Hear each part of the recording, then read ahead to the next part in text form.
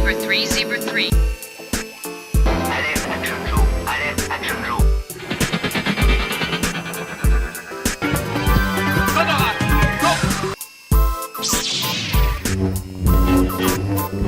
I'll be back.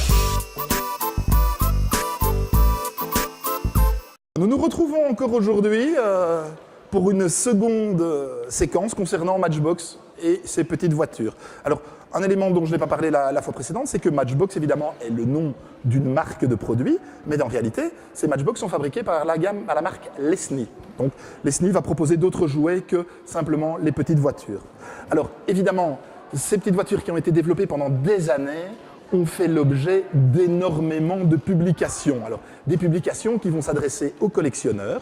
Donc, par exemple, celle-ci, c'est déjà un bouquin qui date d'il y a quelques années, mais qui reste toujours valable au niveau des différents modèles qui ont existé et pour donner une idée approximative de la cote. Puisqu'évidemment, comme je l'ai fait remarquer il y a quelques séquences de cela, tous ces jouets, évidemment, sont collectionnés et ont des valeurs. Alors, un autre modèle ici, toujours avec un bouquin de référence concernant les petites voitures et leurs valeurs éventuelles. Donc, tous ces livres vont permettre aux collectionneurs de retrouver ce qui existe, de voir les différentes variétés, de voir les éléments auxquels il faut faire attention. Pourquoi ? Parce que certaines de ces petites voitures ont été produites dans différentes couleurs, avec différents types de roues, et bien entendu, soit commercialisées dans certains pays, soit dans d'autres, et on va retrouver des choses qui sont beaucoup plus difficiles à trouver, ou bien tout à fait courantes et sans aucune valeur. Alors, on a également les catalogues. Voilà, ici nous avons un catalogue Matchbox officiel. À l'époque, ces catalogues étaient vendus 2 pence. Donc effectivement, celui-ci date de 1963 si je ne m'abuse, et reprenait l'ensemble de la gamme Matchbox.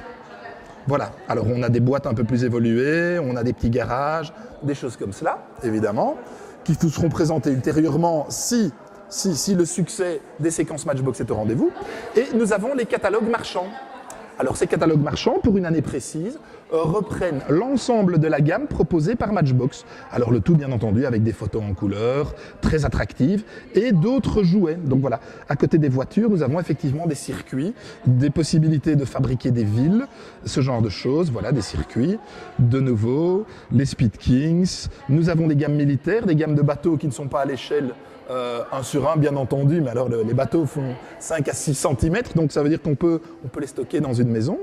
Matchbox a également fait des maquettes militaires comme Airfix, que j'ai déjà présenté dans d'autres séquences. Et donc voilà. Et donc ces catalogues, systématiquement, reprennent l'ensemble de la gamme Matchbox, tous jouets confondus. Matchbox et Lesney bien entendu. Voilà, alors on a un 78, on a 83, 84, et chaque fois les gammes vont devenir soit plus élaborées, certains modèles vont être supprimés, d'autres vont venir remplacer des modèles supprimés, et on va pouvoir effectivement partir pratiquement à l'infini au niveau de la collection. Puisque les collectionneurs sont bien entendu des grands malades, mais ça j'ai déjà répété à plus d'une occasion. Alors encore une petite chose très, très amusante au niveau du détail de la collection, nous avons des voitures avec des roues relativement importantes, va-t-on dire, au niveau des dimensions. Et il faut savoir que les premières générations Matchbox avaient des toutes petites roues, comme vous pouvez le voir. Alors, il y a une grande différence au niveau des voitures de cette gamme-là et de cette gamme-là. Il y a vraiment 2 grandes familles par rapport aux collections, les petites roues et les grandes roues. Donc, si vous faites l'acquisition d'un catalogue ou ce genre de choses, vous allez voir qu'effectivement, ces différences existent et sont très importantes. Alors, de nouveau, les jouets, c'est comme tout au niveau de la collection.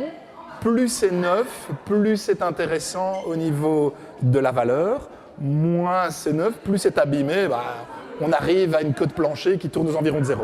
Pour ma part, je ne suis pas du tout collectionneur de Matchbox. J'en ai plein, mais je ne les collectionne pas. Ouais, je sais, ça paraît un peu paradoxal. Donc je ne peux pas vous donner de cote. Mais il est certain qu'une voiture comme celle-ci, dans sa boîte qui est en très bon état, la voiture à l'intérieur, on n'a jamais joué avec, ça c'est le summum en tout cas, voilà, au niveau qualité.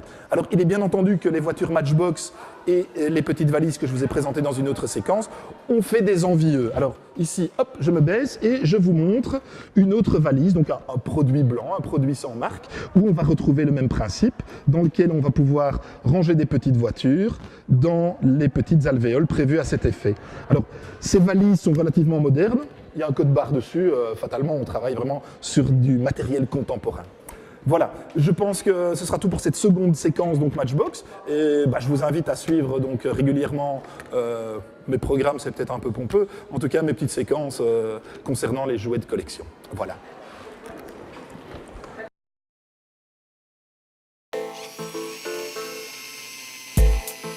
Zebra 3, Zebra 3.